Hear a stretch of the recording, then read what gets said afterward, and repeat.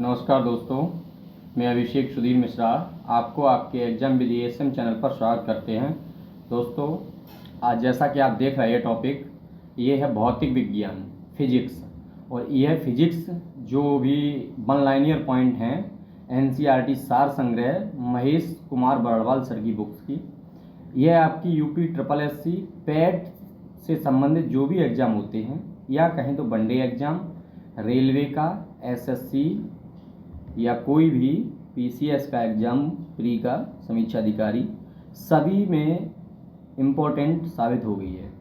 ठीक है, इससे बाहर मुझे उम्मीद नहीं है कि आता भी है, लेकिन शर्त यही है कि कम से कम आपने फिजिक्स की यह क्लास 2 से 3 बार की हो।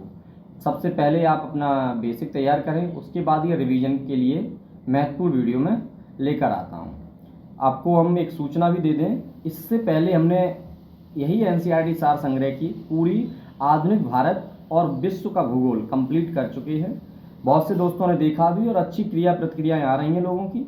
आप भी अच्छे से देखिएगा, है ना, और अपने एग्ज़ाम में एक 4 चांद लगाने का काम करिएगा। आइए, ज़्यादा टाइम वेस्ट न करते हुए क्लास पर चलते हैं। तो क्या है हमारा टॉपिक? भौतिक विज्ञान में हमारा पहला टॉपिक रहेगा मापन, मेजरमेंट है। ठीक है, तो मेजरमेंट के जो भी इम्पोर्टेंट पॉइंट हैं वो हम डिस्कस करने जा रहे हैं। ठीक है, कहना आप लोगों से यही है कि अगर आपको वीडियो बिल्कुल भी थोड़ी सी भी पसंद आ रही है तो एक अच्छी सी कमेंट करके जाया करें। वीडियो को लाइक तो ज़रूर करें, है ना, और अगर मन करे तो चैनल को सब्सक्राइब भी कर लीजिएगा। बीच में बार बार टोंकने की मेरी हैबिट है नहीं। ठीक है, तो आइए देखते हैं मूल भौतिक राशियों की संख्या कितनी है। मूल जो भौतिक राशियां हैं उनकी संख्या कितनी है? तो 7 हैं। वो कौन कौन सी हैं? तो देखेंगे मूल भौतिक राशियां जो हैं वो लंबाई, समय, ताप, द्रव्यमान, विद्युत धारा और ज्योति तीव्रता और पदार्थ की मात्रा है। इनके जो मापन भी हैं, जो मात्रक हैं, जो अभी सब डिस्कस करेंगे आगे आने वाली समय में। ठीक है, आप बहुत इत्मीनान से वीडियो कंप्लीट करें। ज्योति तीव्रता का मात्रक क्या है? ज्योति तीव्रता का मात्रक कैंडेला होता है। याद रखें, ज्योति तीव्रता का मात्रक कैंडेला होता है। ठीक है, नेक्स्ट है, एक प्रकाश वर्ष बराबर है, एक प्रकाश वर्ष जो बराबर है वो 9.46 × 10⁻² किलोमीटर। कई बार ये क्वेश्चन आया है और आता है। पारसेक दूरी मापने की सबसे बड़ी इकाई एक पारसेक 3.262 प्रकाश वर्ष के बराबर होता है। ठीक है दोस्तों, बहुत तरीके से, अच्छे तरीके से देखिए। मेरी वॉइस आपको साफ स्वच्छ अगर सुनाई दे रही है तो एक कमेंट जरूर करें। वायुमंडलीय दाब मापने का मात्रक क्या होता है? तो बताइए, वायुमंडलीय माप जो है उसे हम मापते हैं तो किस मात्रक में मापते हैं? तो बार में मापते हैं। ठीक है, शक्ति का मात्रक क्या होता है? तो शक्ति का मात्रक वाट होता है। क्लियर है ना? आइए, कंप्लीट बुक्स को मैं करूँगा। ठीक है, कंप्लीट टॉपिक सहित बुक्स को करूँगा ये। तो नेक्स्ट है, कार्य तथा ऊर्जा का मात्रक क्या है? देखो, कार्य और ऊर्जा का एक ही मात्रक होता है, उस मात्रक का नाम है जूल, क्योंकि कार्य और ऊर्जा हमेशा जूल में मापी जाती है। ठीक है, नेक्स्ट पॉइंट है आपका, एमकेएस प्रणाली में त्वरण का मात्रक क्या होता है? तो त्वरण का जो मात्रक होता है एमकेएस प्रणाली में वो मीटर प्रति सेकंड होता है। क्लियर है ना? मीटर प्रति सेकंड होता है। मूल भौतिक राशियां देखेंगे और उनके मात्रक देखेंगे, साथ में प्रतीक भी देखेंगे। ठीक है, तो सबसे इंपॉर्टेंट ये है कि मूल भौतिक राशियां कौन सी हैं और उनका मात्रक क्या है। बहुत बार मतलब डिस्टर्ब हो जाते हैं हम लोग। तो लंबाई जो है उसका सबसे छोटा मात्रक जो मतलब ठीक ठाक मात्रक होता है वो मीटर में मापते हैं अधिकतर हम लोग। द्रव्यमान जो होता है वो द्रव्यमान को हम किलोग्राम में मापते हैं। याद रहे, द्रव्यमान को कभी भी लीटर में नहीं मापेंगे। ठीक है, किलोग्राम में मापेंगे। आगे है, समय को हम सेकंड में मापते हैं। एक बड़ा मात्रक अगर कहें तो जो वो बार, पारसेक, प्रकाश वर्ष ये सब होता है, लेकिन नहीं, समय को हम सेकंड में मापते, घंटे में भी नहीं। हम इसमें मतलब मात्रक प्रति मूल मात्रक की बात कर रहे हैं। ठीक है, सो छोटा से छोटा। और विद्युत धारा जो है वो एम्पियर, ताप जो है वो केल्विन में, और पदार्थ की मात्रा है वो मोल में मापते हैं। ज्योति तीव्रता का मात्रक कैंडेला होता है। ठीक है, 1 किलोग्राम प्रति सेंटीमीटर स्क्वायर दाब किसके समतुल्य होता है, मतलब किसके बराबर होता है? तो 1 बार के बराबर होता है। याद रखें 1 किलोग्राम प्रति सेंटीमीटर स्क्वायर दाब किसके समतुल्य होता है, तो यह होता है 1 बार के बराबर। नेक्स्ट पॉइंट है 1 पिकोग्राम कितने ग्राम के बराबर होता है, तो 10 की पावर माइनस 12 ग्राम। ठीक है, 10 की पावर माइनस 12 ग्राम। नेक्स्ट है पास्कल किस राशि का मात्रक है। याद रखें पास्कल जो है वो भौतिक राशि का मात्रक है, दाब का मात्रक है। ठीक है, पास्कल किस राशि का मात्रक है, तो दाब का मात्रक पास्कल कहते हैं। बल का मात्रक क्या होता है, तो सभी लोग याद रखें बल का मात्रक न्यूटन होता है। आवेग का मात्रक क्या होता है, तो आवेग का जो मात्रक होता है न्यूटन प्रति सेकंड। अच्छा एक बात आपसे चर्चा करें, जिन स्टूडेंट्स ने, जिन भाई बहनों ने मेरे ने 12th में साइंस है, जिसके पास 12th में साइंस रही है या 10th में थोड़ी साइंस नज़दीकी से गहराई से पढ़ी है, उन्हें ज़्यादा प्रॉब्लम नहीं होगी। और जो आर्ट साइड से, कॉमर्स वगैरह से या भिन्न भिन्न साइडों से पढ़े हुए हैं, थोड़ा रटने की ज़रूरत पड़ सकती है। ठीक है, 12th वालों का तो पूरा रिवीजन होता है ये सब, है ना। तो वायुमंडल, नेक्स्ट पॉइंट क्या है, वायुमंडल में ओजोन परत की मोटाई मापने का मात्रक डॉप्सन होता है। याद रखें वायुमंडल जो हमारा है, इसमें जो एक ओजोन लेयर होती है उसमें मोटाई जो मापते हैं उसे किस में मापते हैं, डॉप्सन में मापते हैं। इंपॉर्टेंट है ये, लगभग एसएससी में तो 10वीं बार पूछा होगा क्वेश्चन, है ना। तो आप सभी दोस्त बहुत अच्छे तरीके से देखते रहिए। आइए नेक्स्ट पॉइंट देखते हैं।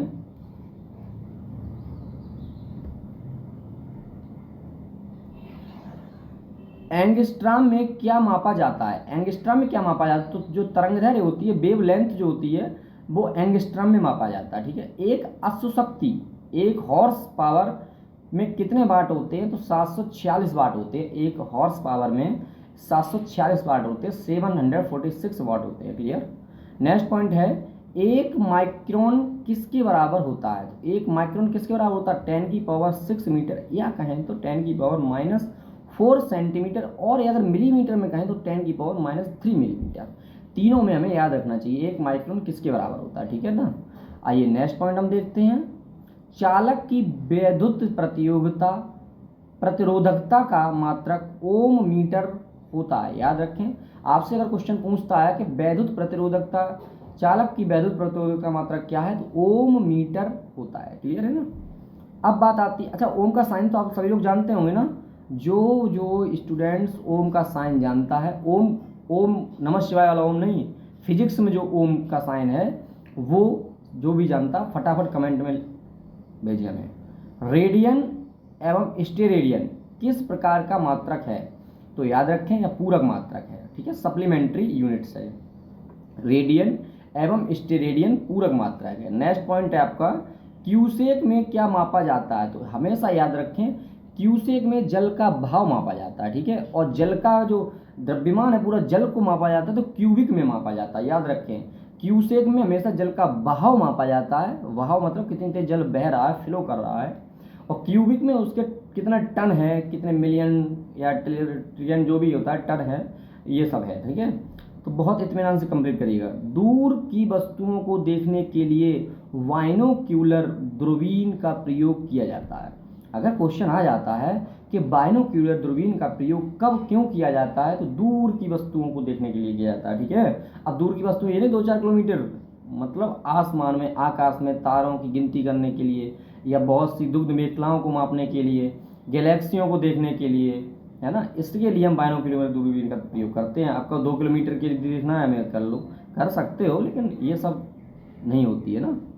आइए नेक्स्ट देखते हैं, दुग्ध उत्पादों में वसा की मात्रा मापने के लिए किस यंत्र का प्रयोग करते हैं, जैसे दही है या छाछ वगैरह, जो भी XYZ दुग्ध उत्पाद जो भी है, पनीर वगैरह, इनमें यदि हम वसा की मात्रा मापें तो इसमें किस यंत्र का प्रयोग करते हैं, तो याद रखें ब्यूट्रोमीटर का प्रयोग करते हैं हम। किसका ही करते हैं, ब्यूट्रोमीटर का प्रयोग करते हैं। याद रखें बहुत इंपॉर्टेंट है, काफ़ी लोग भूल जाते हैं इस चीज़ को, है ना। और PCS के एग्जाम में और रेलवे के एग्जाम में ये अधिकतर पूछा गया क्वेश्चन है यहाँ से। ठीक है, देखो हम ऐसे ही नहीं बताते, हमने कम से कम PYQ को 20 से 25 बार रिवीजन किया है, तो हमें मालूम है कि कौन सा क्वेश्चन कब कैसे कहाँ आया हुआ है। ठीक है ना। अगर आप लोग भी ज़्यादा से ज़्यादा बार पढ़ेंगे तो आप लोगों को पता हो जाएगा, क्योंकि कहते हैं ना कि रिवीजन रिवीजन रिवीजन रिवीजन, अगर मल्टीपल टाइम कोई रिवीजन करता है तो उसके लिए फिर कोई बड़ी बात नहीं रह जाती है सब। ठीक है, तो अब बताइए नेक्स्ट, प्रकाश की तीव्रता क्या है क्वेश्चन, प्रकाश की तीव्रता मापने के लिए किस उपकरण का प्रयोग करते हैं। प्रकाश की तीव्रता मतलब प्रकाश किस तीव्र गति से भाग रहा है, तो लक्स मीटर, ठीक है, याद रखें। प्रकाश की तीव्रता मापने के लिए किस उपकरण का प्रयोग किया जाता है, तो लक्स मीटर। नेक्स्ट पॉइंट आइए थोड़ा इमीडिएटली मतलब फटाफट देखते चल रहे हैं, आप लोग रिवीजन करते चलिएगा। समतल कोण, घन कोण किस प्रकार की राशियां हैं, पूरक राशियां हैं, ये नेक्स्ट पॉइंट है। हृदय की ध्वनि सुनने के लिए किस यंत्र का प्रयोग किया जाता है, तो याद रखें जो हमारे हृदय की ध्वनि है इसे अगर हम सुनते हैं, जैसे डॉक्टर वगैरह सुनते हैं तो किसके, स्टेथोस्कोप का प्रयोग करते हैं, ठीक है। जो हृदय की ध्वनि है जो डॉक्टर वगैरह कोई भी एक्सवाइजेड सुन ले, डॉक्टर का काम होता है भाई उनका, सुनते हैं तो उसका किस यंत्र का प्रयोग होता है, उसका नाम है स्टेथोस्कोप, ठीक है, याद रखें। अब हम देखेंगे अदिश राशियाँ, सदिश राशियाँ, ठीक है, अदिश राशियाँ और सदिश राशियाँ। और यहाँ से क्वेश्चन कोई मैं नया नहीं बता रहा हूँ, कई बार क्वेश्चन पूछे गए हैं, तो हम लोग बहुत इत्मीनान से बहुत अच्छे तरीके से देखते हैं पॉइंटों को। अदिश राशियाँ देखो, दूरी जो है, दूरी है, चाल है, द्रव्यमान है, आयतन है, समय है, कार्य है, घनत्व है, विद्युत धारा है, ये मोस्ट इंपॉर्टेंट है, ये सारी अदिश राशियाँ हैं। सदिश राशियों में बल है, विस्थापन है, वेग है, संवेग है, त्वरण है, कोणीय वेग है, चुंबकीय तीव्रता है, विद्युत तीव्रता है, ये सारी क्या है, सदिश राशियाँ। फिर एक बात देखें अदिश राशियाँ, दूरी, चाल, द्रव्यमान, आयतन, समय, कार्य, घनत्व, विद्युत धारा, ये सारी अदिश राशियाँ हैं। सदिश राशियाँ बल, विस्थापन, वेग, संवेग, त्वरण, कोणीय वेग, चुंबकीय तीव्रता, विद्युत तीव्रता। जो भी स्टूडेंट्स न्यू हैं तो वो एक दफ़ा तुरंत फटाफट स्क्रीनशॉट इसका ले लें जो हम लिखे हुए हैं, क्योंकि ये रखना पड़ेगा, आपको बार बार सुनना पड़ेगा, देखना पड़ेगा, ठीक है। अब आइए मात्रक, कुछ इंपॉर्टेंट मात्रक देखते हैं। तो एक एंगस्ट्रॉम बराबर, एक एंगस्ट्रॉम में कितना होता है, ये सब चीज़ें पढ़ी हुई हैं, ऐसा नहीं पढ़ी हैं आप लोगों ने, लेकिन भैया हम लोग क्या करते हैं कि छोटी चीज़ है ये तो हम बाहर हाल तुरंत पढ़ लेंगे, एग्जाम टाइम अवॉइड कर देते हैं, एग्जाम नहीं हो पाता क्लियर। एक एंगस्ट्रॉम बराबर 10⁻⁻10 मीटर होता है, ठीक है। एक खगोलीय इकाई बराबर होता है 1.496 इंटू 10⁻11 मीटर। एक डॉप्सन बराबर होता है, एक डॉप्सन इक्वल होता है 10 माइक्रोमीटर। एक बैरल होता है 159 लीटर, एक बैरल होता है 159 लीटर। आपने सुनो, आपने टन या बैरल कहाँ आपने लिखा देखा होगा, जो रेलगाड़ी होती है, मालगाड़ी, रेलगाड़ी में जो मालगाड़ी होती है, माल जाता है, जैसे डीजल जाता है या पेट्रोल जाता है, गैस जाती है, उसमें क्या होता है, बैरल लिखे होते हैं और टन लिखे होते हैं क्षमता में। तो याद रखें एक बैरल में 159 लीटर होता है, ठीक है। एक माइक्रोन में 10⁻6 मीटर होता है, एक नैनोमीटर 10⁻9 मीटर होता है, एक टेरामीटर 10⁻12 मीटर, एक फैथम बराबर 6 फीट होता है, ठीक है। आइए नेक्स्ट पॉइंट को देखते हैं। पृथ्वी के गुरुत्व एवं चंद्रमा के गुरुत्वाकर्षण के कारण ही चंद्रमा एक निश्चित कक्षा में पृथ्वी की परिक्रमा करता है। आप याद रखें, पृथ्वी का एक गुरुत्वाकर्षण बल होता है, चंद्रमा का अलग एक अपना गुरुत्वाकर्षण बल होता है, दोनों की एक दूसरे के प्रतिकर्षण के कारण ही एक निश्चित कक्षा में पृथ्वी की परिक्रमा करता है। कौन, चंद्रमा, ठीक है। पृथ्वी चंद्रमा की परिक्रमा नहीं करता, याद रखना, भटक जाओगे। सूर्य अलग चीज हो जाती है, सूर्य की करता है पृथ्वी, ठीक है, चंद्रमा ने खुद करता है पृथ्वी का। आइए नेक्स्ट पॉइंट पे चलते हैं, नेक्स्ट पॉइंट देखते हैं। प्रमुख भौतिक राशियां एवं उनकी एसआई मात्रक, याद रखें, मोस्ट इंपॉर्टेंट है भाई साहब, ठीक है दोस्त। आप सभी लोग बहुत इत्मीनान से सुनो, इधर देखो, ये सारी जो क्लासेस हम दे रहे हैं ना आपको, तो मेहनत तो होती ही होती है, लेकिन कोई नहीं, मेहनत करना हमारा कर्तव्य है और आपका पढ़ना, लेकिन आपका कर्तव्य जो है ना, वीडियो को शेयर करना और लाइक ठोंकना, कमेंट अच्छी सी लिख दिया करो, ताकि क्या होता है ना, यूट्यूब जो कंपनी है ना, ये बहुत कुछ देखती है, लाइक भी देखती है, कमेंट भी देखती है ना, उस हिसाब से चैनल की रीच करती है, फिर चैनल को अधिक से अधिक लोगों तक पहुंचाती है। और मैं तो यही सोचता हूं जिसका थोड़ा भला हो सके मेरे माध्यम से, अगर कोई 100 स्टूडेंट्स में अगर कोई एक स्टूडेंट भी अगर सिलेक्ट हो रहा है तो बस मेरा कल्याण है, ठीक है ना। भौतिक राशियों एवं उनके एसआई मात्रक, तो some physical quantities and their SI units. भौतिक राशियां, उनके सूत्र और एसआई मात्रक हम देखेंगे। तो क्षेत्रफल का सूत्र होता है लंबाई गुणा चौड़ाई, इसका एसआई मात्रक मीटर स्क्वायर होता है। आयतन जो है, आयतन का सूत्र होता है लंबाई गुणा चौड़ाई गुणा ऊंचाई, इसका जो मात्रक होता है वो मीटर क्यू में होता है। त्वरण अथवा मंदन, वेग परिवर्तन बटे समय, और इसका मात्रक जो होता है मीटर प्रति सेकंड स्क्वायर होता है।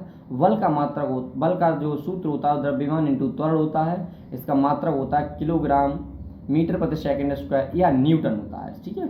गतिज ऊर्जा 1/2 मतलब हाफ mv स्क्वायर, 1/2 द्रव्यमान इंटू वेग स्क्वायर। इसका जो मात्रक होता है वो किलोग्राम मीटर प्रति स्क्वायर या जूल होता है। स्थितिज ऊर्जा किलोग्राम मीटर प्रति सेकंड स्क्वायर या जूल होती है, ठीक है।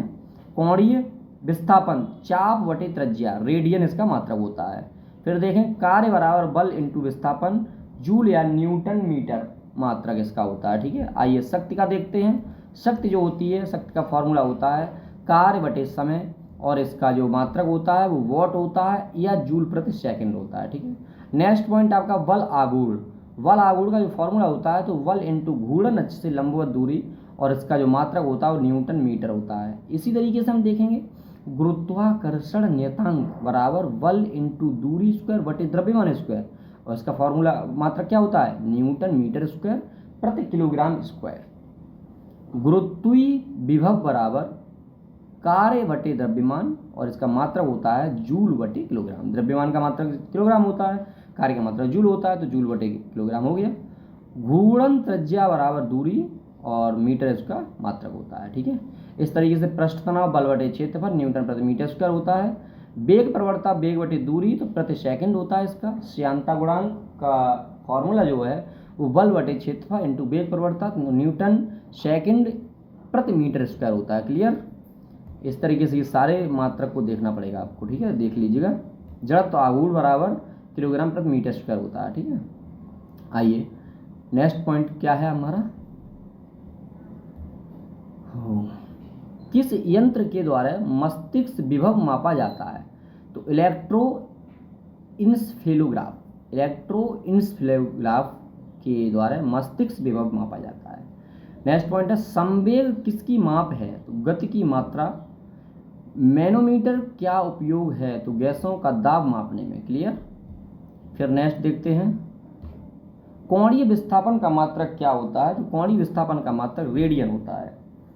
कोणीय विस्थापन का मात्रक क्या होता है, तो कोणीय विस्थापन का जो मात्रक है वो रेडियन होता है। नेक्स्ट पॉइंट देखते हैं पृथ्वी और सूर्य के बीच की माध्य दूरी किसके द्वारा व्यक्त किया है, एक खगोलीय, ठीक है। आइए सोने की जो शुद्धता है वो कैरोटोमीटर नामक यंत्र का मापा जाता है, और कैरेट की शुद्धता मापी जाती है। कहते हैं ना 18 कैरेट, 22 कैरेट, 24 कैरेट सोना, तो इसका जो मात्रक है मापने की इकाई जो है या यंत्र है वो कैरेटोमीटर है। क्लियर। आइए नेक्स्ट पॉइंट पे हम चलते हैं महत्वपूर्ण मापन और उपकरण, ठीक है। देखो अच्छे से देखेंगे ये पूरी बुक्स को, बहुत पूरे मतलब फिजिक्स के टॉपिक को बहुत तरीके से देखेंगे अच्छे से, ठीक है। तो क्या है यंत्र देखिए और मापने के उपयोग देखिए। जो अल्टीमीटर है उड़ते हुए विमान की ऊंचाई मापता है। अल्टीमीटर जो मापता है वो उड़ते हुए विमान की ऊंचाई मापता है। और जो अमीटर जो है वो विद्युत धारा की तीव्रता मापता है, ठीक है। अमीटर क्या मापता है, विद्युत धारा की तीव्रता मापता है। इसी तरीके से ऑडियोमीटर ध्वनि की तीव्रता मापता है, ठीक है। बहुत अच्छे तरीके से सुनते रहिए, आराम से सुनते रहिए। एरोमीटर जो है वो वायु एवं गैस का भार तथा घनत्व को मापता है। एनीमोमीटर है वो वायु की गति और शक्ति मापने का यंत्र है, ठीक है। एक्सिलरोमीटर जो है वो गतिमान वाहनों की गति में वृद्धि की दर है। क्लियर। बैरोमीटर जो है वो वायुमंडलीय दाब को मापता है। वोलोमीटर जो है वो ऊष्मीय विकिरण को मापता है। कैलोरीमीटर जो है वो ऊष्मा की मात्रा को मापता है, ठीक है। आइए नेक्स्ट देखते हैं बर्नियर कैलिपर्स बेलनाकार वस्तुओं का व्यास एवं गहराई को मापता है।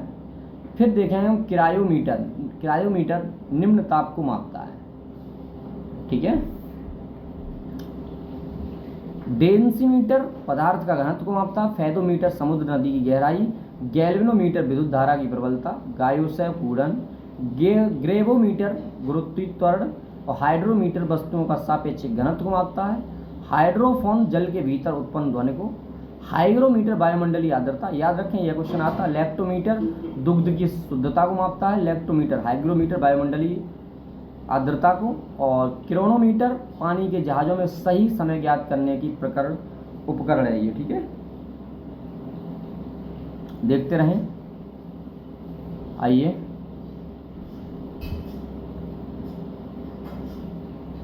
डायलेटोमीटर किसी वस्तु में उत्पन्न आयतन के परिवर्तन को मापने का यंत्र है, ठीक है। डायनेमोमीटर इंजन द्वारा उत्पन्न की गई शक्ति मापने का यंत्र है, ओके।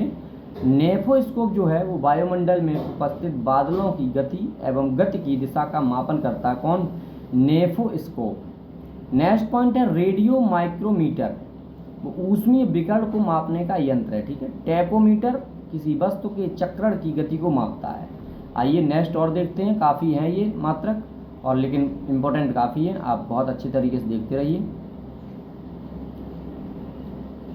जो रेन गोएज है यूडोमीटर, वो वर्षा की मात्रा ज्ञात करने वाला यंत्र है, ठीक है। समझ आ रहा नहीं आ रहा है? सुनते जाइए। और अभी तक अगर चैनल को सब्सक्राइब नहीं किया है तो चैनल को सब्सक्राइब कर लें, लाइक ज़रूर करें। तो रिफ्रैक्टोमीटर पारदर्शक माध्यमों का अपवर्तनांक ज्ञात करने वाला उपकरण है। सेक्ट्रोमीटर जो है वो शर्करा की आर्द्रता मापने वाला यंत्र है। स्क्रू गेज जो है वो महीन तारों का व्यास मापने वाला यंत्र है। बहुत अच्छे से देखते रहिए। नेक्स्ट पॉइंट क्या है? सेक्सटेंट। सेक्सटेंट जो है वो ऊंचाई को मापने के काम आने वाला यंत्र है, ठीक है। नेक्स्ट है स्फेरोमीटर जो है, स्फेरोमीटर किसी सतह की वक्रता मापने का यंत्र है, ठीक है। नेक्स्ट पॉइंट है स्फिग्नोमेनोमीटर। स्फिग्नोमेनोमीटर यह क्या मापता है? धमनियों में रुधिर के दाब को मापने का उपकरण है, ठीक है। हम दो तीन बार इसीलिए बोलते हैं कि आपके जहन में चला जाए ये पॉइंट। थियोडोलाइट क्या है? थियोडोलाइट अनुप्रस्थ तथा लंबवत कोणों की माप को मापता है। थर्मोपाइल विकिरण तीव्रता मापने का यंत्र है, ठीक है। नेक्स्ट देखते हैं वेंचुरीमीटर द्रवों के प्रवाह की गति को मापता है। लाउड स्पीकर जो है वो ध्वनि की तीव्रता बढ़ाने का मात्रक है। मैकामीटर जो है वो ध्वनि के वेग के अनुपात वायुयान की गति को मापता है। नेक्स्ट पॉइंट है आपका मैग्नेटोमीटर, चुंबकीय क्षेत्र को मापता है।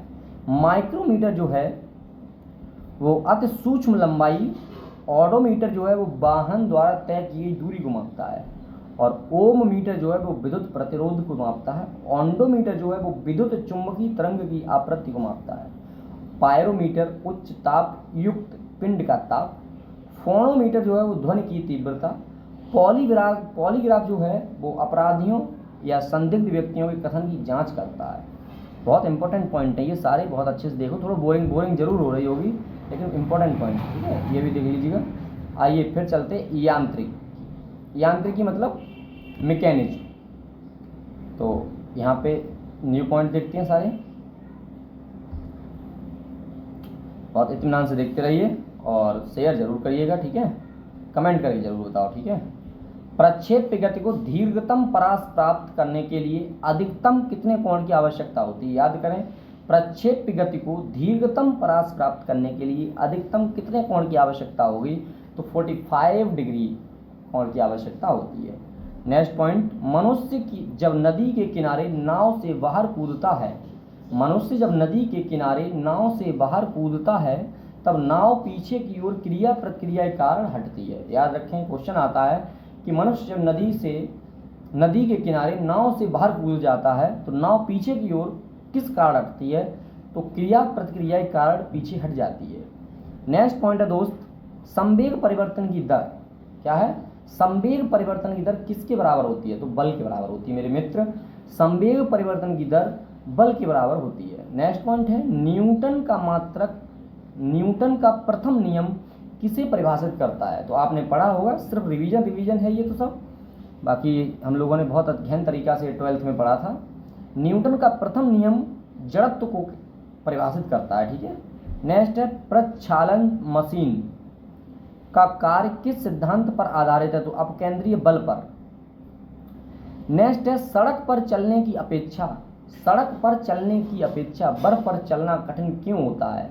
तो याद करें, सड़क पर चलने की अपेक्षा बर्फ पर कठिन इसलिए होता है क्योंकि बर्फ में सड़क की अपेक्षा घर्षण कम होता है, पैर फिसलते रहते हैं तो घर्षण। न्यूटन के गति के नियम अब देखेंगे हम, मोस्ट इंपॉर्टेंट है, सबको मालूम है ना, न्यूटन के गति के नियम। अच्छा, उससे पहले हम कुछ पॉइंट और देख लेते हैं, तब देखते हैं, ठीक है। आइए, तो कमेंट करके बताएं किस किस ने चैनल को सब्सक्राइब किया है, फटाफट बताएं। ये मैराथन क्लास है आपकी, बहुत इत्मीनान से अच्छे तरीके से पूरी होगी। किसी पिंड के संवेग और वेग के अनुपात से प्राप्त मान क्या कहलाता है? तो द्रव्यमान कहलाता है। त्वरण ज्ञात करने का प्रमुख सूत्र क्या होता है? हम लोगों ने पढ़ा था ना, A बराबर V minus you upon T, जहाँ A त्वरण है, B अंतिम वेग है, U प्रारंभिक वेग है और T समय अंतराल है। नेक्स्ट पॉइंट है, तेल से असंततः भरा हुआ टैंकर समतल सड़क पर एक समान त्वरण से जा रहा है, तेल का मुक्त पृष्ठ कैसा होगा? तो परवलयी वक्राकार होगा। ठीक है, आइए नेक्स्ट देखते हैं। एक समान वृत्तीय गति पर त्वरण सदैव उपस्थित रहता है।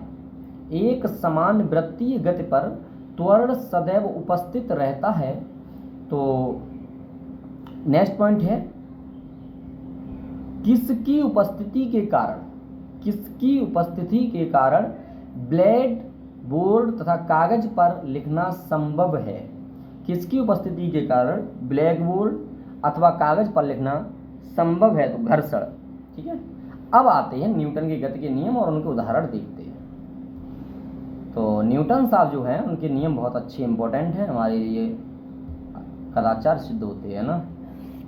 तो देखते हैं, प्रथम जो गति का नियम है वो, यदि कोई पिंड ब्रह्मावस्था में है तो वह तब तक उसी अवस्था में रहेगा जब तक उस पर कोई बाह्य बल न आरोपित किया जाए। याद रखें, न्यूटन का जो प्रथम नियम था गति का, फर्स्ट लॉ ऑफ मोशन बोल रहे हैं, इफ इंडीड यदि कोई पिंड ब्रह्मावस्था में है तो वह तब तक उसी अवस्था में रहेगा जब तक उस पर कोई बाह्य बल न आरोपित किया जाए। इसका एग्जाम्पल क्या है? चलती गाड़ी के रुकने पर उसमें बैठे यात्रियों का आगे झुकना, पेड़ से फल टूटकर नीचे गिरना, कपड़े को डंडे से पीटने पर धूल कणों का अलग होना। यह एग्जाम्पल आपका आते हैं परीक्षा में और पूछ लिया जाता है कि किस गति के नियम पर यह आधारित है। तो प्रथम नियम, first law of motion. Second law of motion क्या है भाई? किसी वस्तु के संवेग परिवर्तन की दर उस पर लगाए गए बल के समानुपाती होता है तथा संवेग परिवर्तन की दिशा बल के अनुदिश होती है। ठीक है, तो गेंद पकड़ते समय खिलाड़ी अपने हाथों को पीछे की ओर खींचता है, यह किसका है? द्वितीय नियम। ठीक है, और तृतीय नियम क्या है? प्रत्येक क्रिया के बराबर और विपरीत दिशा में प्रतिक्रिया होती है, इसीलिए गति के तृतीय नियम को क्रिया प्रतिक्रिया का नियम भी कहते हैं। इसका एग्जाम्पल है, बंदूक से गोली निकालते समय बंदूक पकड़ने वाले व्यक्ति को पीछे की ओर धक्का लगता है। रॉकेट, वायुयान की गति, चप्पू चलाने पर नाव का आगे बढ़ना। ठीक है, तो सभी को समझ में आ रहा है ना? तो भैया लाइक जरूर करो यार, मज़ा तभी आता है ना, मगज बन जावत लाइक पर। कमेंट लाइक आपकी देखते हैं ना तो मज़ा आ जाता है। कर दे भाई एक कमेंट, है ना, कर दे चल भाई करवा दे। चल नेक्स्ट पॉइंट देखते हैं ना। ऊर्जा संरक्षण से क्या आशय है बताइए? ऊर्जा का न तो सृजन किया जा सकता है और ना ही इसे नष्ट किया जा सकता है भाई साहब। ऊर्जा जो है ना कभी नष्ट भी नहीं होती है, सृजन भी नहीं होती है ना। तो क्या होता है? एक रूप से दूसरे रूप में रूपांतरण हो जाता है। अब आते हैं नेक्स्ट पॉइंट को देखते हैं। अंतरिक्ष से गिरता हुआ पिंड पृथ्वी के वायुमंडल में प्रवेश करने पर क्यों जल उठता है? वायु के घर्षण के द्वारा। नेक्स्ट है, गिरही पिंडों की परिक्रमण गति में प्रभावी बल है अभिकेंद्रीय बल। नेक्स्ट है, दूध मथने के पश्चात क्रीम का दूध से पृथक हो जाने का क्या कारण है? मतलब मट्ठा और घी निकालते हैं ना, उसका क्या कारण है? तो इसका कारण है अपकेंद्रीय बल। क्लियर? नेक्स्ट है, वायु की ऊर्ध्वाधर गति को क्या कहते हैं? तो वायु प्रक्षोभ कहते हैं। रॉकेट किस सिद्धांत पर कार्य करता है? याद रखें, रॉकेट किस सिद्धांत पर कार्य करता है? तो संवेग संरक्षण के सिद्धांत पर। संवेग संरक्षण के सिद्धांत पर। आइए, सरल आवर्त गति के दोलन में, याद रखें, सरल आवर्त गति के दोलन में किसकी आवश्यकता होती है? प्रत्यास्थता एवं जड़त्व दोनों की। नेक्स्ट है, कमानी तुला किस सिद्धांत पर कार्य करती है? हुक के नियम। नेक्स्ट है, जब एक कार की गति दोगुनी कर दी जाती है तब उसको उतनी ही दूरी में रोकने के लिए ब्रेक बल कितना लगाया जाता है? तो 4 गुना, याद रखें 4 गुना। ठीक है। जेट इंजन किस सिद्धांत पर कार्य करता है? तो रेखीय संवेग संरक्षण के सिद्धांत पर। प्रथम श्रेणी के उत्तोलक हैं कैंची, हैंडपंप, साधारण तुला, प्लास। द्वितीय श्रेणी के उत्तोलक है सरौता, नींबू निचोड़ने वाली मशीन। तृतीय श्रेणी के उत्तोलक है स्टेपलर, चिमटा, मनुष्य का हाथ। याद रखें ये सब। ठीक है।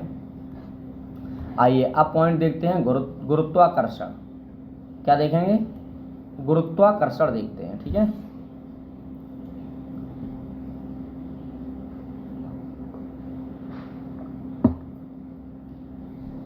ग्रेविटी को देखेंगे तो पॉइंट इसमें क्या है, देखो बहुत आराम से आप सुनते रहिए। ठीक है। अगर ये वीडियो आपने 2 से 3 बार सुन ली ना तो फिजिक्स से जो भी क्वेश्चन आते हैं ना, आप एक आध क्वेश्चन छोड़ के सारे क्वेश्चन होंगे यहाँ से। फिजिक्स, बायोलॉजी और रसायन विज्ञान के लिए कंपटीशन एग्जाम के लिए कोई ज़्यादा मत पढ़िए, यहीं से आपका कंप्लीट हो जाएगा। ठीक है। नेक्स्ट पॉइंट क्या है, इसमें पॉइंट देखते हैं। चलिए, पृथ्वी पर पलायन वेग कितना है? तो 11.2 किलोमीटर प्रति सेकेंड। पृथ्वी पर जो पलायन वेग है वो 11.2 किलोमीटर प्रति सेकेंड है। ठीक है। नेक्स्ट, यदि चक्कर लगाते हुए अंतरिक्ष यान से एक सेब छोड़ा जाए तो उसकी गति क्या होगी? अंतरिक्ष यान के साथ साथ उसी गति से गतिमान होगा। ठीक है। तो नेक्स्ट है, अंतरिक्ष यात्रा या अंतरिक्ष यात्री निर्वात में सीधे खड़े क्यों नहीं रह सकते हैं? गुरुत्वाकर्षण की अनुपस्थिति के कारण। नेक्स्ट है, पृथ्वी के चारों ओर परिक्रमा कर रहा कृत्रिम उपग्रह गुरुत्वाकर्षण के विरुद्ध अपकेंद्रीय बल के प्रभाव के कारण नहीं गिरता है। ठीक है। नेक्स्ट पॉइंट है, एक भू उपग्रह किस बल के प्रभाव से अपने कक्ष में निरंतर गति करता है? तो अपकेंद्रीय बल के कारण। ठीक है। आइए नेक्स्ट पॉइंट देखते हैं, फटाफट देखते चलो, सबका रिवीजन है ये। और अगर आपको तेज लग रहा हो तो कम पे कर लो, 0.5 पे कर लो, अगर धीरे लग रहा हो तो तेज कर लो, जैसा मन है आपका कर लीजिएगा, लेकिन बस लाइक करो। चंद्रमा की सतह पर पलायन वेग पृथ्वी की सतह की अपेक्षा कम होता है क्योंकि चंद्रमा की त्रिज्या पृथ्वी की त्रिज्या से कम है। नेक्स्ट है, भारहीनता की स्थिति किस कारण होती है? भारहीनता की स्थिति गुरुत्वाकर्षण की शून्य स्थिति होती है। नेक्स्ट है, एक लड़की झूले पर बैठी स्थिति में झूला झूल रही है, उस लड़की के खड़े हो जाने पर आवर्तकाल पर क्या प्रभाव होगा? तो देखो आवर्तकाल कम हो जाएगा। और याद रखें, लड़की का लड़का भी हो सकता है, तो आपका सर लड़की आई उसमें लड़का आया, उसमें लड़की आई नहीं, तो हमने लिख दिया आवर्तकाल ज़्यादा हो जाएगा। विपरीत लिंग हो गया तो विपरीत हमने सिस्टम बना दिया, लेकिन ऐसा नहीं है। कुछ भी हो, चाहे लड़की हो, चाहे लड़का हो, चाहे कोई व्यक्ति हो, आवर्तकाल कम ही हो जाएगा। ठीक है। आवर्तकाल पर कौन फर्क ना पड़त, अगर फर्क पड़ जाए तो पूरे एग्जाम पे फर्क पड़ जाए आपके पे। आइए नेक्स्ट पॉइंट देख बतवा, लोलक की लंबाई बढ़ जाने के कारण लोलक घड़ी गर्मियों में धीमी हो जाती है जबकि शीतकाल में तीव्र गति से चलने लगती है। अच्छा एक बात बताएं आपको, देखो यह जो लैंग्वेज कभी कभी चेंज करके नहीं बोल देते हैं, यह हम बोलने का प्रयास करते हैं, यह हमारी लैंग्वेज है नहीं। ठीक है। मेरी लैंग्वेज है वेस्टर्न यूपी की। अब भाई रहता हूँ मैं ईस्टर्न यूपी में, तो क्या कर सकता हूँ, मज़ा आता है इस लैंग्वेज में, अच्छी लगती है ये भी लैंग्वेज मुझे, प्रयास तो करता हूँ मैं भरपूर सीखने का।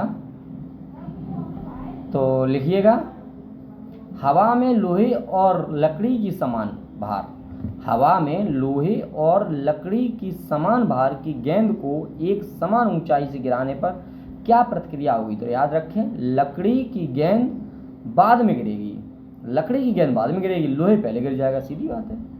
आइए नेक्स्ट पॉइंट देखते हैं, यदि वायु प्रतिरोध को नगण्य कर दिया जाए तथा एक समान आकार को लकड़ी, लोहा व मोम के टुकड़ों को समान ऊंचाई से पृथ्वी पर गिराया जाए तो सभी एक साथ पृथ्वी की सतह पर पहुंचेंगे। याद रखें। नेक्स्ट पॉइंट है, पृथ्वी के किस स्थान पर किसी पिंड का भार सर्वाधिक होता है? पृथ्वी के किस स्थान पर किसी पिंड का भार सर्वाधिक होता है? तो ध्रुवों पर सर्वाधिक होता है। नेक्स्ट पॉइंट है दोस्त, पृथ्वी के केंद्र से ध्रुवों की दूरी कम होने के कारण ध्रुवों पर स्थित पिंड पर पृथ्वी द्वारा अधिक गुरुत्वीय आकर्षण बल आरोपित होगा, इसलिए ध्रुवों पर उसका भार पृथ्वी पर स्थित किसी अन्य स्थान से अधिक होगा। ठीक है, आइए नेक्स्ट पॉइंट देखते हैं। बहुत अच्छे से देखते रहिए, बहुत ज़बरदस्त तरीके से, बहुत बढ़िया बढ़िया मामला चल रहा है। लिफ्ट में बैठे हुए व्यक्ति का भार, लिफ्ट में बैठे हुए व्यक्ति का भार कब सर्वाधिक महसूस होता है? तो याद रखें, जब लिफ्ट त्वरित गति से ऊपर जा रही हो। नेक्स्ट पॉइंट है भूतुल्यकाली उपग्रह की परिक्रमण गति की अवधि कितनी होती है? तो 24 घंटे। भूतुल्यकाली उपग्रह के परिक्रमण की अवधि कितनी होती है? तो 24 घंटे होती है। नेक्स्ट है यदि पृथ्वी और सूर्य के मध्य की दूरी दोगुनी होती, यदि पृथ्वी और सूर्य के मध्य की दूरी दोगुनी होती तो सूर्य द्वारा पृथ्वी पर गुरुत्वाकर्षण बल क्या होता? वर्तमान का 1/4 भाग होता। याद रखें, क्वेश्चन कई बार आ रहे हैं ये सब। लोलक की समयावधि किस पर निर्भर करती है? तो लोलक की समयावधि लोलक की लंबाई पर निर्भर करती है। नेक्स्ट पॉइंट है पृथ्वी का गुरुत्वाकर्षण बल, पृथ्वी का गुरुत्वाकर्षण बल यदि अचानक लुप्त हो जाए तो इसका परिणाम क्या होगा? पृथ्वी पर स्थित वस्तुओं का भार शून्य हो जाएगा, लेकिन द्रव्यमान अपवर्तित रहेगा। पृथ्वी की सतह पर जी का मान अधिकतम तथा चंद्रमा पर जी का मान पृथ्वी की गुरुत्वीय त्वरण का 1/6 होता है। ठीक है, आइए नेक्स्ट पॉइंट को देखते हैं।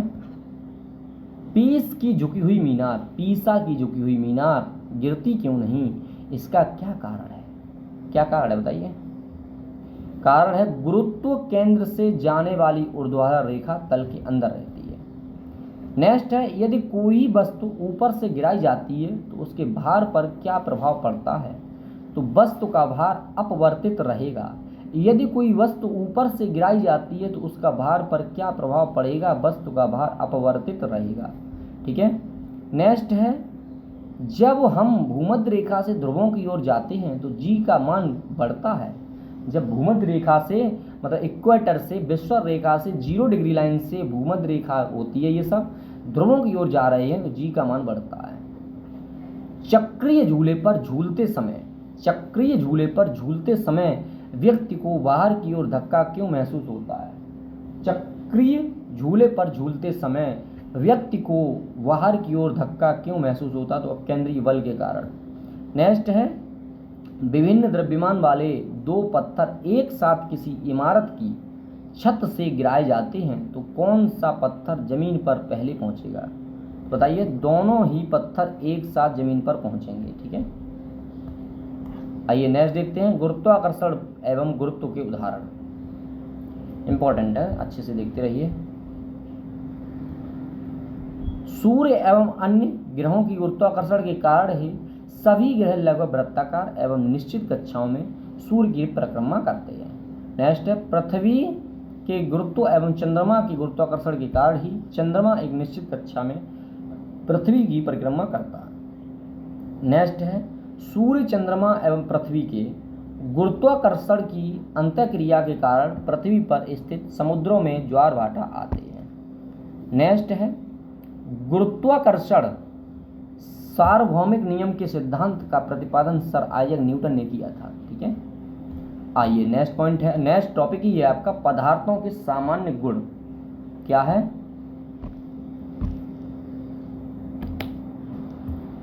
General properties of substance. ठीक है, आइए देखते हैं।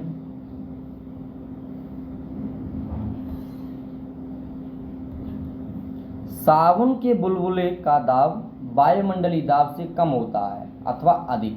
तो अधिक होता है, याद रखें। नेक्स्ट पॉइंट है स्वचालित हाइड्रोलिक ब्रेक किस सिद्धांत पर कार्य करता है? तो पास्कल के सिद्धांत पर कार्य करता है। नेक्स्ट पॉइंट है बर्फीले क्षेत्रों में शीतकाल में जब झील की ऊपरी सतह का पानी बर्फ में बदल जाता है फिर भी उसके अंदर रहने वाले जलीय जंतु जीवित रहते हैं। याद रखें, क्योंकि पानी का घनत्व 4 डिग्री सेंटीग्रेड पर सबसे अधिक होता है, इस कारण झील के भीतर पानी नहीं जमता है।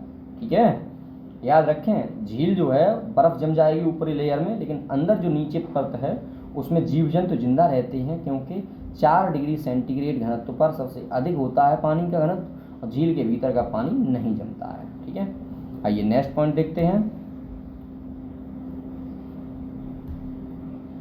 नदी से समुद्र में प्रवेश करने पर किसी जहाज की क्या प्रतिक्रिया होती है? किसी जहाज की क्या प्रतिक्रिया होती है? वह समुद्र में कुछ ऊपर उठता है। दोस्त, चैनल को सब्सक्राइब कर लीजिएगा और शेयर कर दीजिएगा, क्योंकि यह मेरे लिए बहुत महत्वपूर्ण बात है। ठीक है, किसी से शर्त लगी है कि 2 महीने में क्या आप चैनल को मोनेटाइज अब करा पाएंगे? जी, मैं 2 महीने में चैनल को मोनेटाइज करा पाऊंगा। ठीक है, आप अगर सहयोग करेंगे तो, मेरे दोस्त मित्र जो भी वीडियो को देखते हैं वो अगर सहयोग करते हैं तो मैं ज़रूर मोनेटाइज करा दूंगा। नेक्स्ट देखें, जब किसी झील की तली से उठकर वायु का बुलबुला ऊपरी सतह पर आता है तो उसके आकार पर क्या प्रभाव पड़ेगा? तो बढ़ जाएगा। नेक्स्ट पॉइंट है, किसी वस्तु की मात्रा बदलने पर उसके घनत्व पर क्या प्रभाव पड़ेगा? तो वस्तु का घनत्व अपरिवर्तित रहेगा। याद रखें, किसी वस्तु की मात्रा बदलने पर उसके घनत्व पर क्या प्रभाव होता है? तो वस्तु का घनत्व अपरिवर्तित रहेगा। नेक्स्ट पॉइंट है, हवाई जहाज से यात्रा करते समय पेन से स्याही क्यों निकलने लगती है? क्योंकि वायु दाब में कमी होने के कारण। याद रखें, वायु दाब में कमी हो जाती है, इसीलिए कि हवाई जहाज से जो यात्रा करते हैं पेन से स्याही निकलने लगती है। हमने बहुत महत्वपूर्ण बात बता दी। अगर आप हवाई जहाज में यात्रा कर रहे हैं तो जो पेन है ना, वो उसमें शर्ट में ना लगा है ना, तो स्याही निकल जाएगी, शर्ट आपकी खराब हो जाएगी, है ना। ठीक है, तो आइए, नदी की अपेक्षा समुद्र में तैरना आसान क्यों होता है? देखो, मैं बता रहा हूँ, लेकिन आप ऐसा मत करना, नदी में नहीं तैर पा रहे हो तो आप सोचो मैं समुद्र में तैर जाऊंगा और समुद्र में कूद जाओ, कई 1000 फीट नीचे पहुंचेंगे आप। ठीक है, लेकिन आसान थोड़ा इसलिए होता है, आपको बताने जा रहा हूँ, क्योंकि समुद्री जल का घनत्व जो है वो नदी के जल से अधिक होता है, मतलब थोड़ा भारी होता है। ठीक है, समुद्री जल का घनत्व तो अधिक होता है नदी के जल से। लेकिन ऐसा नहीं है तुम नहीं तैर पा रहे, नदी में तैर नहीं पा रहे, सोचो नहीं, सर ने तो कहा है कि नदी में नहीं तैर पा रहे, नदी में कठिन होता, समुद्र में तैरेंगे आज हम जाके। तो किसी महासागर में भाई साहब मत चले जाना, न तो पता नहीं चलेगा कितने हाथी खड़े कर दिए जाए, कितने ऊँट खड़े कर दिए, इतनी लंबाई गहराई होती है ना, तो सिस्टम बिगड़ जाए हमारी, फिर वीडियो कौन देखेगा। आइए नेक्स्ट पॉइंट देखता हूँ मैं। समुद्र में प्लवन करते हुए बर्फ का पिंड पानी की सतह से 1/9 भाग ऊपर उठा हुआ होता है, इसलिए जब बर्फ पिघलती है तो पानी के स्तर में कोई परिवर्तन नहीं होता है। ठीक है, आइए नेक्स्ट पॉइंट को देखते हैं। पृष्ठ तनाव का क्या कारण है? तो अणुओं के मध्य ससंजक बल। पृष्ठ तनाव का क्या कारण है? सरफेस टेंशन, तो कोहेसिव फोर्स। ठीक है, अणुओं के मध्य ससंजक बल। आइए नेक्स्ट देखते हैं। बैरोमीटर के पैमाने में अचानक गिरावट आने पर कौन सी मौसमी दशा इंगित होती है? तूफानी मौसम। याद रखें, बैरोमीटर के पैमाने में अचानक गिरावट आने पर कौन सी मौसमी दशा इंगित होती है? तो तूफानी मौसम। दोस्त, कमेंट करके आज ये बता देना कि आपको क्लास कैसी लग रही है। ठीक है, जरूर बता देना।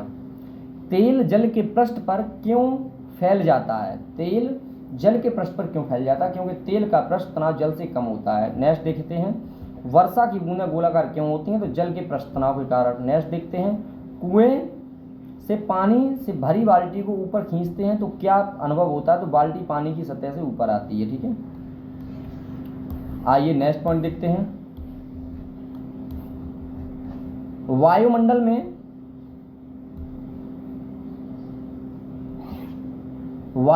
में बादलों में के तैरने का क्या कारण है? तो वायु के घनत्व की तुलना में बादलों का घनत्व कम होता है। नेक्स्ट पॉइंट है, लोहे का घनत्व उसके द्वारा हटाए गए जल के आपेक्षिक घनत्व से अधिक तथा पारे के घनत्व से कम होता है, इस कारण लोहे की कील पारे में तैरती है। नेक्स्ट पॉइंट है, पौधों की जड़ों में पर्णपत्तियों की ओर जल बढ़ाने का क्या कारण है? तो केशिकात्व। नेक्स्ट पॉइंट है, स्टोव में मिट्टी के तेल का बत्ती ऊपर चढ़ने का क्या कारण? तो केशिकत्व के गुण। ये बहुत अच्छी तरीके से देखी होगी, बर्नौली में भी पढ़ी होगी आपने 12th में। अब तक ज्ञात पदार्थों में किस पदार्थ की प्रत्यास्थता सर्वाधिक की गई है? तो क्वार्टज की। नेक्स्ट, अपमार्जक मिलाने पर जल के पृष्ठ तनाव पर क्या प्रभाव पड़ता है? तो जल का पृष्ठ तनाव घट जाता है। ठीक है, आइए नेक्स्ट पॉइंट देखते हैं। फाउंटेन पेन किस सिद्धांत पर कार्य करता है? तो केशिकत्व के सिद्धांत पर कार्य करता है। आपने फाउंटेन पेन चलाई बचपन में? क्या नहीं चलाई होगी, है ना। तो केशिकत्व के सिद्धांत पर। नेक्स्ट, समुद्र तल पर एक वायुमंडलीय दाब का मान कितना होता है? तो 1.013 × 10⁵ पास्कल। नेक्स्ट है जल का सापेक्षिक घनत्व किस ताप पर सर्वाधिक होता है? तो माइनस नहीं 4 डिग्री सेंटीग्रेड ताप पर। नेक्स्ट है जल से भरी बाल्टी को हिलाकर छोड़ देने पर कुछ समय पश्चात जल अपने आप क्यों स्थिर हो जाता? तो श्यानता के कारण। याद रखें, ये बहुत इंपॉर्टेंट चीजें देखते रहें। धातु की शुद्धता ज्ञात करने में किस सिद्धांत का प्रयोग किया जाता? तो आर्किमिडीज सिद्धांत का प्रयोग। नेक्स्ट है जल से निकलने पर शेविंग ब्रश के बाल आपस में किस कारण से चिपक जाते हैं? पृष्ठ तनाव के कारण। ठीक है, जल से निकालने पर शेविंग जो ब्रश है इसके बाल आपस में किस कारण चिपक जाते हैं? तो पृष्ठ तनाव के कारण। नेक्स्ट है स्टील रबर की अपेक्षा अधिक प्रत्यास्थ क्यों? स्टील के लिए अधिक विरूपक बल। आइए नेक्स्ट पॉइंट देखते हैं। वाहन में स्नेहक तेल का प्रयोग क्यों किया जाता है? तो घर्षण कम करने के लिए। ठीक है, आंधी आने पर टिन की छत और छप्पर उड़ जाते हैं क्योंकि उनके ऊपर का वायुदाब नीचे के वायुदाब से कम होता है। चलिए नेक्स्ट देखते हैं वेव स्पीड, तरंग गति। ठीक है, आइए तरंग गति देखते हैं। इसका पॉइंट है रात्रि दृष्टि उपकरण में प्रयोग की जाने वाली तरंग कौन सी है? तो अवरक्त तरंग है। नेक्स्ट है दृश्य प्रकाश का तरंग दैर्घ्य कितना होता है? तो 390 से 750 नैनोमीटर के मध्य। नेक्स्ट पॉइंट है दोस्तों आंतों से संबंधित रोगों के निदान में कौन सी किरणों का प्रयोग किया जाता है? तो एक्स किरणों का। ठीक है, नेक्स्ट पॉइंट है कीड़ों तथा क्षति पहुंचाने वाले जीवों को घरों से दूर भगाने के लिए किस तरंग का प्रयोग किया जाता है? तो अल्ट्रासोनिक तरंग का। नेक्स्ट पॉइंट है समीप आती हुई रेलगाड़ी की सीटी की आवृत्ति या तीक्ष्णता बढ़ती जाती है, ऐसा किस कारण होता है? तो डॉपलर प्रभाव के कारण होता है। ठीक है, आइए नेक्स्ट देखते हैं क्रिस्टल की संरचना ज्ञात करने के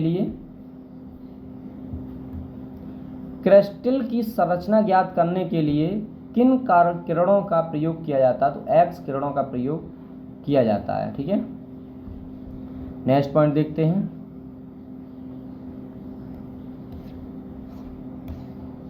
अनुप्रस्थ तरंगों के उदाहरण, अनुदैर्घ्य तरंगों के उदाहरण देखते हैं। तो प्रकाश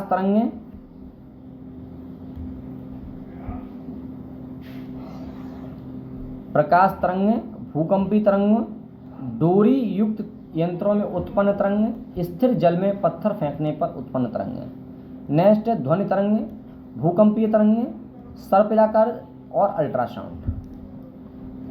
पॉइंट क्या है नया? एक रडार शत्रु के वायुयान की उपस्थिति का पता लगाने में कौन सी किरणों का प्रयोग करता है? तो रेडियो तरंग का। ठीक है, नेक्स्ट है परावैंगनी विकिरण, एक्स किरणों, सूक्ष्म किरणों में।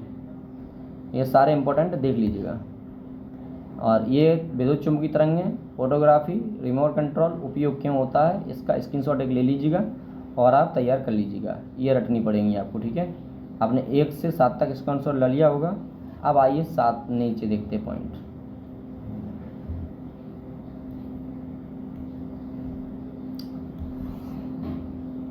क्या है? दीर्घ रेडियो तरंगें वायुमंडल की किस परत से परावर्तित होती हैं? आयन मंडल। नेक्स्ट है कूलिज नलिका का प्रयोग कौन सी किरणें उत्पन्न करने के लिए किया जाता है? तो एक्स किरणें। ठीक है, नेक्स्ट है कोबाल्ट 60 सामान्यतः विकिरण चिकित्सा में क्यों प्रयुक्त होता है? तो गामा किरणों के उत्सर्जन के कारण। नेक्स्ट पॉइंट इधर आइए, बंद चूल्हे में किसका प्रयोग किया जाता है? तो सूक्ष्म तरंग। नेक्स्ट पॉइंट है सुदूर संवेदी युक्त नियंत्रण में एक अंतर्निर्मित स्रोत होता है, तो अवरक्त किरणों का। ठीक है, बहुत तरीके से देखिए, बहुत इंपॉर्टेंट पॉइंट है ये सारे। आइए अब देखते हैं ध्वनि को।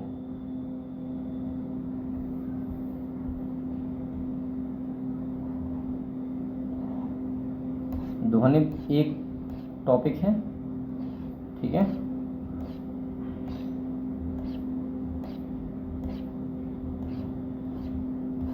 अभी अच्छी मटेरियल है, यहाँ से क्वेश्चन आता है, ध्वनि से भी क्वेश्चन आता है। तो आइए देखते हैं।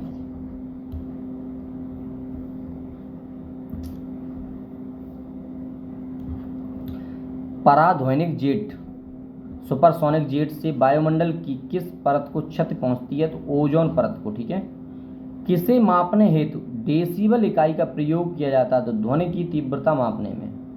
किसे मापने हेतु तो डेसिबल इकाई का प्रयोग किया जाता है तो ध्वनि की तीव्रता मापने में। नेक्स्ट है ध्वनि के स्रोत व परावर्तित सतह के मध्य न्यूनतम दूरी कितनी होनी चाहिए। ध्वनि के स्रोत व परावर्तित सतह के मध्य न्यूनतम दूरी कितनी होनी चाहिए तो 16.5 मीटर। नेक्स्ट पॉइंट है दोस्त, वायु में ध्वनि का वेग कितना होता है तो 343 मीटर प्रति सेकंड। ठीक है। नेक्स्ट है सिनेमाघरों, बड़े सभागारों आदि में ध्वनि स्रोत बंद होने के बाद कुछ देर तक ध्वनि सुनाई देती रहती है, इसका क्या कारण है तो अनुरणन। ठीक है, रिवर्बरेशंस। आइए नेक्स्ट पॉइंट देखते हैं। चंद्रमा के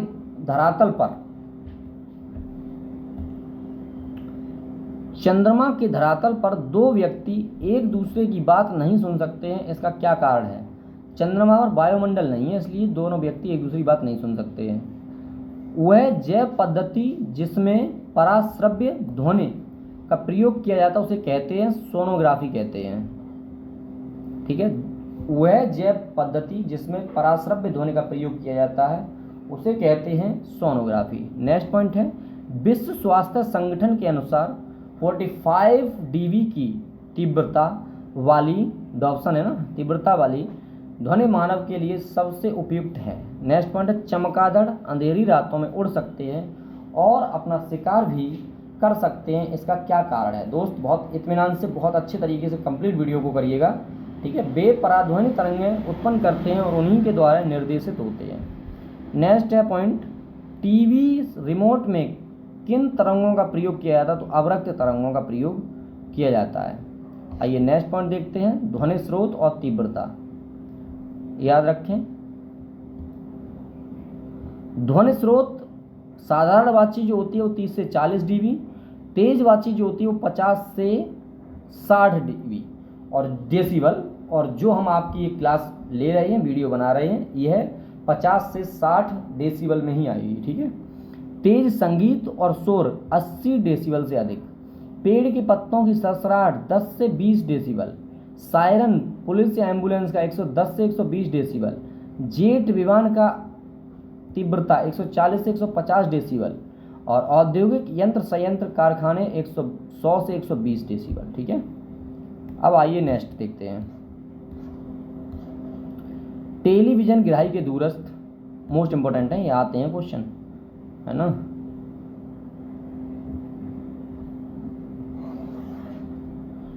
टेलीविजन ग्राही के दूरस्थ नियंत्रण में कौन सी विद्युत चुंबकीय विकिरण प्रयोग में लाई जाती है तो अवरक्त विकिरण। ठीक है, जब सितार और बांसुरी पर एक ही स्वर बजाया जाए तो उनसे उत्पन्न ध्वनि का भेद ध्वनि गुणवत्ता के आधार पर किया जाता है।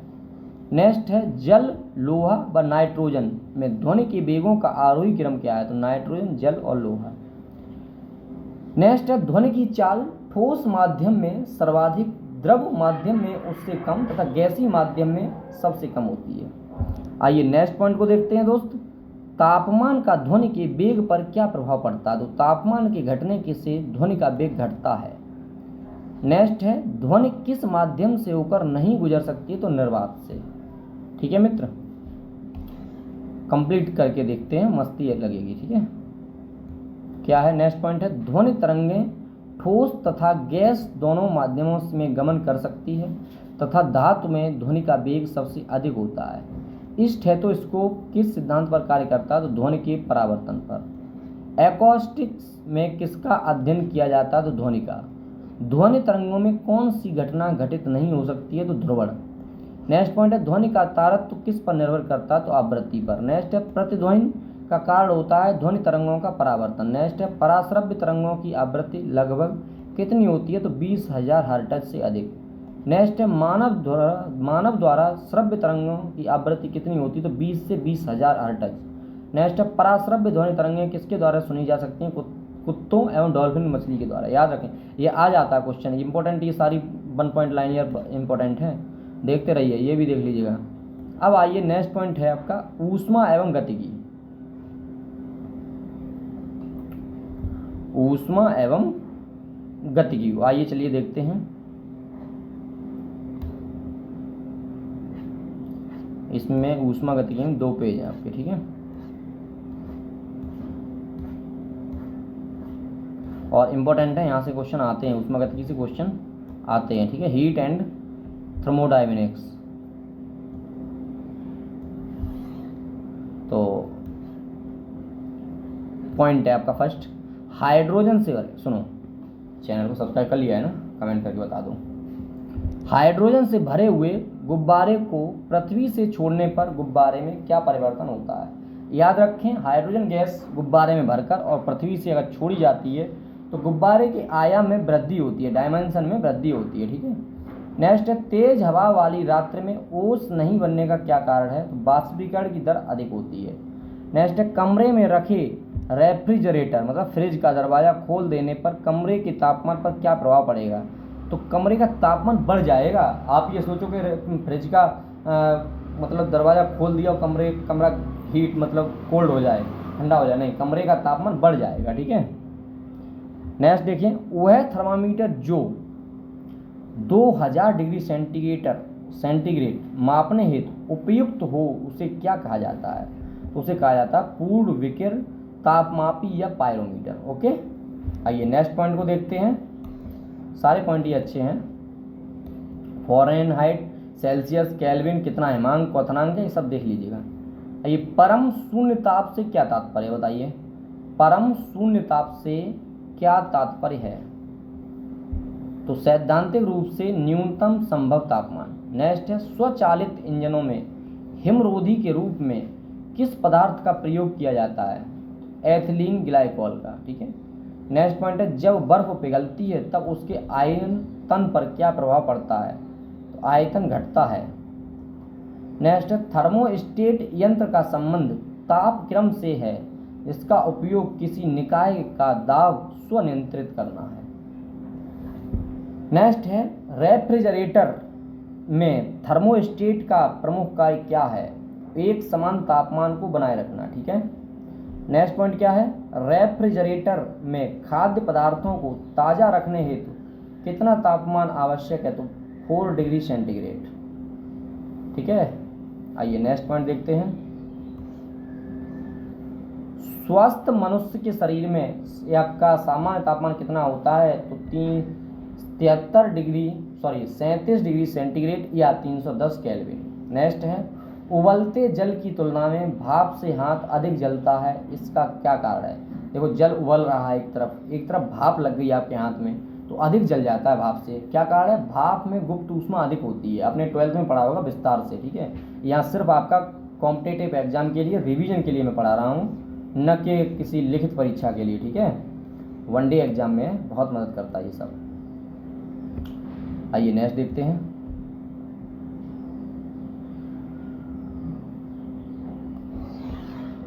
पानी में साधारण नमक मिलाने पर पानी का क्वथनांक बिंदु बढ़ जाएगा तथा हिमांक बिंदु घट जाएगा। नेक्स्ट, सेंटीग्रेड एवं फ़ारेनहाइट तापक्रम कितने डिग्री पर समान रहते हैं?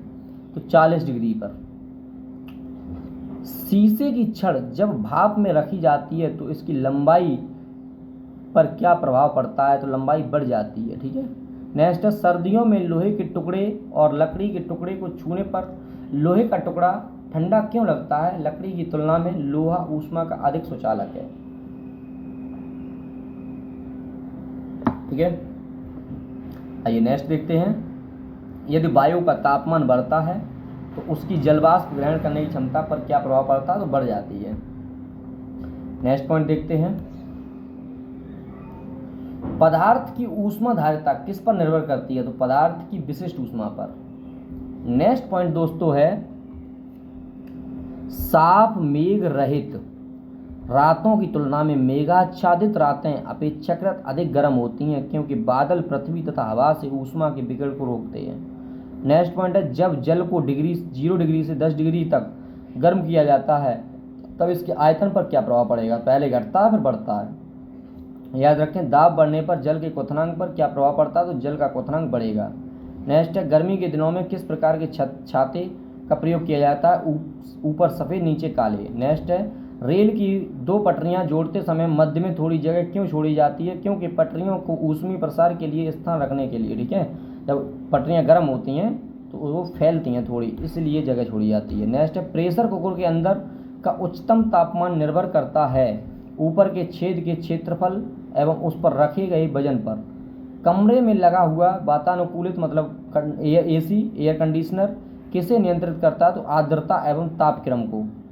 चालन के अनुप्रयोग याद रखें, शीत ऋतु में लकड़ी व लोहे का ताप समान होने पर भी लोहे की कुर्सी अधिक ठंडी लगती है। नेक्स्ट है, चीनी मिट्टी के प्याले में चाय पीना धातु के प्याले में चाय पीने जैसे हैं, याद रखें। आइए नेक्स्ट पॉइंट देखते हैं।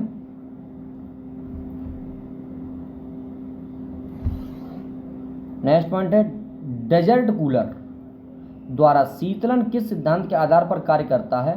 तो वाष्पन शीतलन के सिद्धांत पर। आइए इधर देखते हैं। तब तक जल का घनत्व किस ताप पर आधार अधिकतम होता है? तो 4 डिग्री सेंटीग्रेड पर। ठीक है, आइए फिर इधर देखते हैं, किस तरल की विशिष्ट ऊष्मा सर्वाधिक होती है? तो जल की विशिष्ट ऊष्मा सर्वाधिक होती है। ये वाला देखते हैं पॉइंट, ऊष्मा गतिकी का प्रथम नियम किस अवधारणा की पुष्टि करता है? ऊर्जा संरक्षण। क्या ये वाला तरीका सही है? दोनों तरफ देखते रहें, बताइए, कमेंट करके जरूर बताएं। दोनों तरफ अगर देखते रहें तो कोई प्रॉब्लम तो नहीं आपको। पॉइंट है, पसीने की हमारे शरीर में क्या भूमिका है? यह शरीर का ताप नियंत्रित रखने में सहायक है। ठीक है, नेक्स्ट पॉइंट है, गर्म मौसम में पंखा चलाने से आराम क्यों महसूस होता है? हमारा पसीना तेजी से बाष्पीकृत होता है। नेक्स्ट है, मिट्टी के घड़े में जल क्यों ठंडा रहता है? मिट्टी के घड़े में जल क्यों ठंडा रहता है? तो बाष्पीकरण के कारण, याद रखें। आइए नेक्स्ट इधर देखते हैं, जब किसी कांच की बोतल में पानी भरा जाता है और उससे, ये वाला देखते हैं,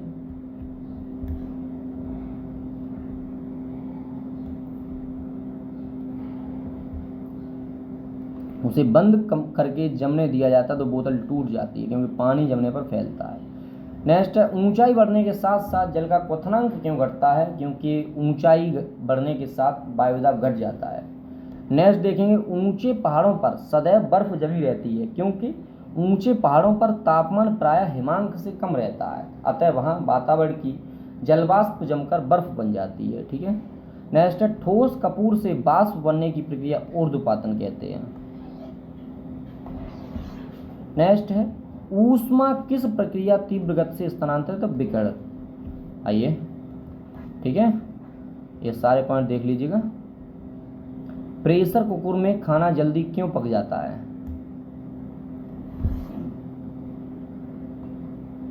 क्योंकि दाब बढ़ने पर पानी का क्वथनांक बढ़ जाता है। ऊष्मा किसका उदाहरण है? ऊर्जा का। सीटी स्कैन करने में एक्स किरणें। आदर्श गैस की आंतरिक ऊर्जा केवल ताप पर। नेक्स्ट पॉइंट है, बर्फ का अपने गलनांक पर पिघलना समतापी प्रक्रम। नेक्स्ट है, निम्न तापी में उत्पन्न रुद्रोष्मक। ये सब इंपॉर्टेंट है, इधर के भी देख लीजिएगा। ओके, चलिए, बहुत बहुत धन्यवाद। नेक्स्ट वीडियो में देखेंगे, उसमें कंप्लीट हो जाएगा ये पूरा। ठीक है, चैनल को अभी तक सब्सक्राइब नहीं किया है तो चैनल को सब्सक्राइब कर लें, लाइक करें, अपने दोस्तों को शेयर कर दें। और एक पार्ट आपका कंप्लीट हुआ, दूसरा पार्ट दूसरी वीडियो में कंप्लीट कर दूंगा और फिजिक्स आपकी कंप्लीट हो जाएगी। ओके, धन्यवाद।